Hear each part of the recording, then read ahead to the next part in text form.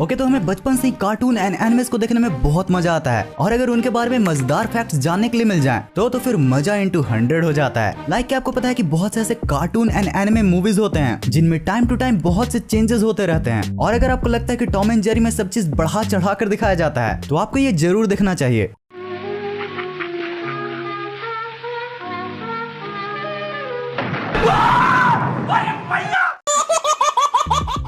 और साथ ही क्या आपने कभी ये सोचा है कि कार्टून एंड एनिमे के कैरेक्टर्स के सर इतने बड़े क्यों होते हैं, या ये कि mostly cartoon characters blue colour के ही क्यों होते हैं? तो यार आज हमें ऐसे बहुत ही मजेदार मीम्स एंड फैक्ट्स को जानना है, तो चलो वीडियो को जल्दी से स्टार्ट करते हैं। नंबर 1, सबसे पहले आप इन दो कैरेक्टर्स को देखो। इनमें से एक रियल बच्चा है और एक हमारा नोबिता, दोनों की ही हाइट बिल्कुल सेम है। अब जरा बताओ कि इस रियल कैरेक्टर एंड इस कार्टूनिक कैरेक्टर में सबसे बड़ा डिफरेंस क्या है?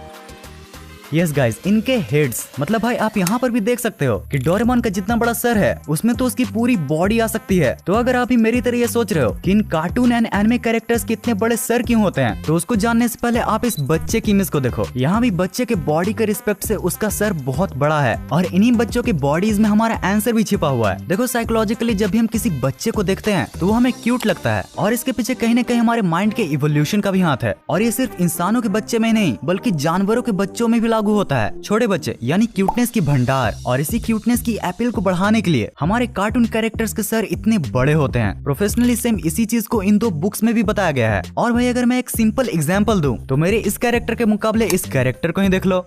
नंबर 2, अब गाइस जैसा कि तुम्हें पता ही होगा कि हाल ही में कुछ ऐसे भी आर्टिफिशियल इंटेलिजेंस बहुत पॉपुलर हुए हैं जिन्हें किसी भी चीज की इमेज बनाने के लिए बोलो तो वो बना देंगे। और अभी लकली मेरे पास वैसी ही एक एआई का एक्सेस भी है, तो क्यों नहीं इस एआई से हम कुछ डोरेमोन के इमेजेस बनवाएं। तो सबसे पहले जो मेरे दिमाग में आया वो था Doraemon in real life, but यार इस लंपट एआई ने ये बनाया है। मतलब भाई क्या है ये, डोरेमोन इन घोस्ट मोड मैंने नहीं बोला है। खैर जाने दो यार, अब इसे दूसरा चीज बनवाता हूँ। तो जो दूसरा इमेज जो मैं लिटरली देखना चाहता हूँ वह है Doraemon in Indian style, and हमारे एआई ने ये बनाया है। भाई डोरेमोन पहले ही रोबोट है, इसे और रोबोट क्यों बना रहे हो? और ये क्या है, ये मूंछ इसके सर पर क्या कर रही है?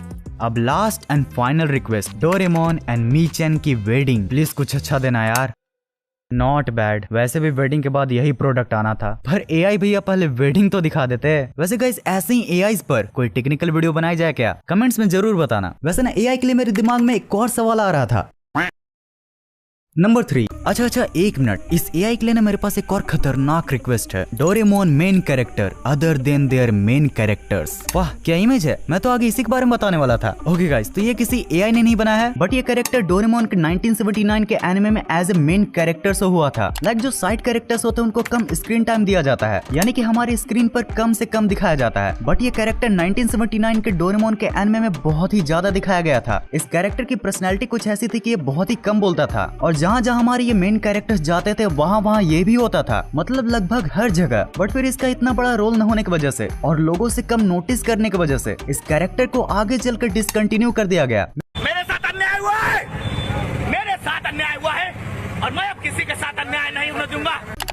अब जब हम कैरेक्टर्स की बात कर ही रहे हैं तो चलो डिफरेंट कैरेक्टर्स का डिफरेंट अपीयरेंसेस के बारे में भी बात कर लेते हैं। तो जैसा कि आपको पता होगा कि बहुत से लोगों का ये मानना है कि सुजुका की मदर ने 2 शादियां की हैं, क्योंकि सुजुका के फादर पुराने एपिसोड्स में कुछ ऐसे नजर आते थे तो वहीं नए वाले एपिसोड्स में कुछ ऐसे। बट क्या आपको पता है कि ये डिफरेंट अपीयरेंस का चक्कर ना सिर्फ सुजुका के फादर के साथ ही नहीं बल्कि नोबिता एंड सुजुका के मदर के साथ भी हो चुका है। आप यहाँ देख सकते हो कि कैसे पुराने मांगास में नोबिता एंड सुजुका की मदर का पूरा अपीयरेंस ही चेंज है। तो अब तो ये तो बात क्लियर हो गई कि सुजुका के फादर के अपीयरेंस चेंज होने के पीछे सुजुका की मदर का नहीं बल्कि आर्टिस्ट के लापरवाही का नतीजा है। नंबर 5, वैसे इन आर्टिस्ट एंड राइटर्स की भी उतनी गलती नहीं है। आपको शायद ना पता हो बट फुजिको फुजियो ने न सिर्फ परमैन, डोरेमोन और निंजा हथौड़ी ही बनाया है बल्कि उन लोगों ने अपने लाइफ में 40 से भी ज्यादा नए एनिमे बनाए हैं, जिनकी लिस्ट कुछ ये है। अब मैं जब ये लिस्ट देख रहा था तो मुझे एक एनिमे पर नजर पड़ा जो कि था बाकेरो-कुन, और इसकी स्टोरी मुझे काफी यूनिक लगी क्योंकि गाइस इसमें छोटे छोटे डॉल्स की एक फैमिली होती है जिसके नाक वाले बटन को दबाकर आप वो कैरेक्टर बन सकते हो। जब चाहे पापा बन जाओ, मम्मी बन जाओ या फिर डॉगी बन जाओ। आत्मा हमेशा अमर रहता है और वो अपने बॉडी को हमेशा चेंज करते रहता है। ये एनिमे इसी कॉन्सेप्ट पर बेस्ड है। शुरुआत में ये मैजिकल डॉल्स हमारे मेन कैरेक्टर को एक हॉन्टेड हाउस से मिलता है जिसमें पहले इसे एक एलियन यूज कर रहा होता है। गाइस लिटरली फुजिको फुजियोस की आइडिया ना किसी भी बच्चे को एंटरटेन करने की अल्टीमेट पावर रखते हैं। अब अगर आप फुजिको फुजियो के बनाए गए सारे एनिमे को देखोगे तो आप एक बहुत ही अजीब चीज नोटिस कर पाओगे, और वो ये है कि फुजिको फुजियो ने जितने भी अब तक एनिमे बनाए थे हैं उनमें उन्होंने अपने कैरेक्टर्स को मोस्टली या तो येलो बनाया था या फिर ब्लू। और यार सिर्फ फुजिको फुजियोस ही नहीं बल्कि most of the cartoon artist इन्हीं कलर्स का यूज करते हैं। और सवाल यहाँ खड़ा होता है आखिर क्यों, क्या है इन कलर्स में? तो गाइस एक्चुअली इन कलर्स के पीछे art theory and psychological combination है। ब्लू एंड येलो कलर तो आई कैचिंग होते ही हैं, बट आप ये भी नोटिस करोगे कि इस कलर व्हील में ब्लू के अपोजिट येलो ही आता है, जो कि इन दोनों कलर्स को कॉम्प्लीमेंट्री कलर्स बनाते हैं। मतलब कि ब्लू बैकग्राउंड में येलो आसानी से दिखेगा और येलो बैकग्राउंड में ब्लू। दरअसल मोस्टली कैरेक्टर्स का कलर सिलेक्शन उनके बैकग्राउंड के रिस्पेक्ट से होता है। लाइक जैसे स्पंज बॉब पानी के अंदर रहता है तो उसका most of the background blue in colour होता है, इसीलिए उसके कलर को येलो रखा गया है। ठीक वैसे ही डोरेमोन ब्लू है। और अगर आप नोबिता के घर के वॉल्स और सड़कों को देखोगे तो वो most of the time yellowish होते हैं, इसलिए डोरेमोन एंड निंजा हथौड़ी जैसे कैरेक्टर्स को ब्लू कलर दिया गया है। तो यार अब इतने ब्लू येलो करने के बाद इस ग्रे को ब्लू